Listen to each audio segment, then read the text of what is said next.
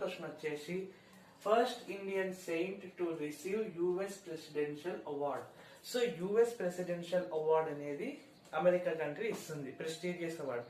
So దీన్ని receive చేసుకున్న first Indian Saint ఎవరు? That is Jain Acharya Lokesh.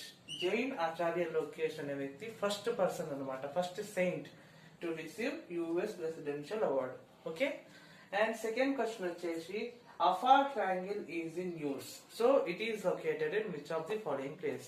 So recent గా అఫార్ ట్రయాంగిల్ అని రీసెంట్ గా న్యూస్ లో డిస్కషన్ లోకి వచ్చింది. ఇది ఏ ప్లేస్ లో లొకేటెడ్ అయ్యింది? దట్ ఈస్ ఆఫ్రికా, ఈ కంట్రీలో లొకేటెడ్ అయింది.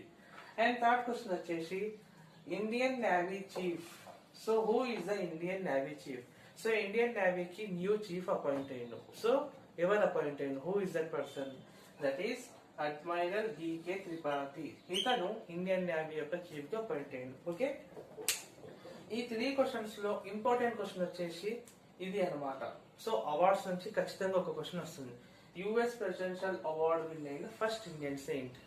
అండ్ సెకండ్ ఇంపార్టెంట్ క్వశ్చన్ వచ్చేసి ఇది Indian navy chief. Who is the new Indian navy chief? Admiral